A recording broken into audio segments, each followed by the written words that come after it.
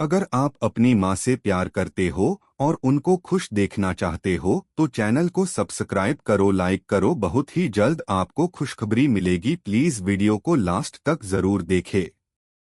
सास का जोक। सास ने बहू को एक जोक सुनाया, लेकिन उसका जवाब और भी मजेदार था। कहानी एक छोटे से गांव की है, जहां की हवाओं में गांव की बेजुबान हंसी मजाक भी शामिल थी। यहाँ के लोग भले ही सरल थे, लेकिन उनकी जिंदादिली और हंसी ठाकों से कभी भी माहौल उदास नहीं होता था। इसी गांव में एक परिवार रहता था, जिसमें एक सास बहू का रिश्ता था। सास निर्मला देवी, जो अपनी उम्र के ढलान पर थीं, गांव की सबसे हंसी ठाके वाली महिला मानी जाती थीं। उनके साथ साथ बहू पूजा एक खुशमिजाज और चुलबुली महिला थीं, जिनका दिल भी उतना ही बड़ा था जितना उनका हंसी मजाक का शौक। किसी भी दिन की शुरुआत में सास और बहू के बीच चुटकुले और जोक्स की बौछार होनी तय थी। सास निर्मला देवी अपने पुराने दिनों के जोक्स सुनाकर पूजा को हंसा हंसा कर लोटपोट कर देती। पूजा भी अपने मजेदार जवाबों से सास को चिढ़ाती रहती थी। आज भी कुछ ऐसा ही हुआ। पहला दृश्य। एक दिन सुबह का समय था। चाय की खुशबू पूरे घर में फैली हुई थी। पूजा रसोई में चाय बना रही थी, जबकि सास निर्मला देवी बालकनी में बैठी अपनी पसंदीदा किताब पढ़ रही थीं। पूजा ने चाय बनाने के बाद एक कप चाय सास को दी और फिर खुद बैठकर चाय पीने लगी। सास ने चाय का कप उठाया और कुछ सोचते हुए मुस्कुराते हुए पूजा से कहा, पूजा बेटा, एक जोक सुनाऊं? अभी तुम सुनाती हो या बाद में? पूजा ने चुटकी लेते हुए पूछा, क्योंकि उसे पता था कि सास का जोक हमेशा ही मजेदार होता था। नहीं बेटा, ये जोक सुनकर तुझे हंसी जरूर आ जाएगी, निर्मला देवी ने मुस्कुराते हुए कहा। खुश हो जाओ, मैंने तुमसे एक ऐसा जोक याद किया है जो बहुत पुराना है, लेकिन बहुत मजेदार है। पूजा ने उत्सुकता से कहा, कौन सा जोक है मम्मी जी? बताइए, हम भी तो हंसी के शिकार हों। सास ने धीरे से जोक की शुरुआत की, तो सुन बेटा, एक बार एक आदमी जंगल में जा रहा था। रास्ते में उसने एक बड़ा सा सांप देखा। उस आदमी ने सोचा, अगर मैं सांप को मार दूं तो शायद उसकी खाल से एक अच्छा सा बैग बनवा सकूं। वह सांप के पास गया और बोला, सांप भाई, क्या तुम मेरे लिए खाल छोड़ दो? सांप ने बोला, अगर मैं तुम्हारी खाल छोड़ दूं तो तुम मुझसे क्या लोगे? पूजा हंसी रोकते हुए बोली, फिर क्या हुआ मम्मी जी?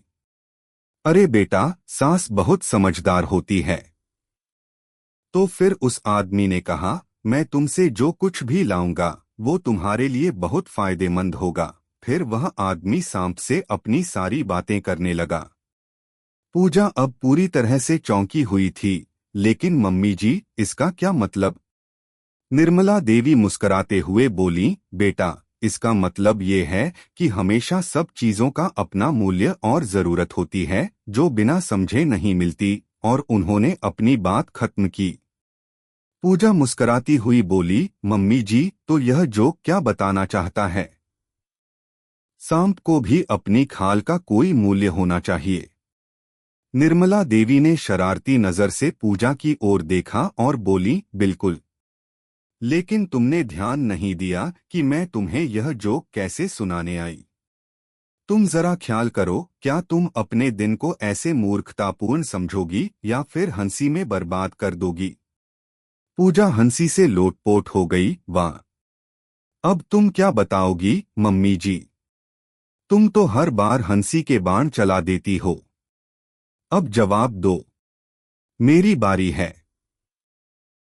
निर्मला देवी ने उत्सुकता से पूछा, क्या तुम जवाब दोगी? पूजा मुस्कुराती हुई बोली, मम्मी जी, अब मेरे पास भी एक जोक है जो तुम्हारे जोक से भी ज्यादा मजेदार है। निर्मला देवी ने आश्चर्य से पूछा, अच्छा, तो फिर सुनाओ, मुझे इंतजार है। दूसरा दृश्य। पूजा ने अपनी चाय का कप नीचे रखा और झपकते हुए बोली, ठीक है मम्मी जी, तो अब सुनिए मेरा जोक। एक बार एक आदमी अपनी बीवी को लेकर डॉक्टर के पास गया। डॉक्टर ने कहा, क्या परेशानी है? आदमी ने कहा, डॉक्टर साहब, मेरी बीवी बहुत बोलती है। मैं कहीं भी जाता हूँ, घर में, रास्ते में, वो सिर्फ बोलती रहती है। डॉक्टर ने कहा, तो फिर तुम क्या चाहते हो? सास ने चुटकी लेते हुए कहा, तो फिर क्या हुआ? पूजा ने हंसते हुए कहा, डॉक्टर ने कहा, तो फिर तुम भी बोलते रहो ताकि वह खुद अपने ही शब्दों में उलझ जाए। निर्मला देवी चौंकी और फिर जोर से हंसी, वाह, तुम तो बहुत बड़ी मजाकिया हो। पूजा हंसते हुए बोली, मम्मी जी, कभी कभी अपनी बीवी के चुटकुलों से हमें यह भी सीखना चाहिए कि हमें अपने रिश्तों में भी हंसी और मजाक की अहमियत समझनी चाहिए। निर्मला देवी ने मुस्कराते हुए कहा, वाह बेटा, ये तो तुमने बहुत सुंदर कहा। सास बहू के रिश्ते में हंसी मजाक से ही तो प्यार बढ़ता है। कभी कभी हमारे जोक और जवाब ही हमारे रिश्ते में मिठास घोल देते हैं। पूजा ने मुस्कराते हुए कहा, मम्मी जी, जोक सुनाने और सुनने से रिश्ता और मजबूत बनता है। वैसे आप सच में एक बेहतरीन जोकर हैं और मुझे आप पर गर्व है। निर्मला देवी ने चुटकी लेते हुए कहा, मुझे तो लगता है कि तुम अब मेरी जोक की सिखाई हुई हीरो में से हो, जो भी बोलो बुरा नहीं मानती और फिर जोरदार जवाब देती हो। यही तो चाहिए एक बहू में।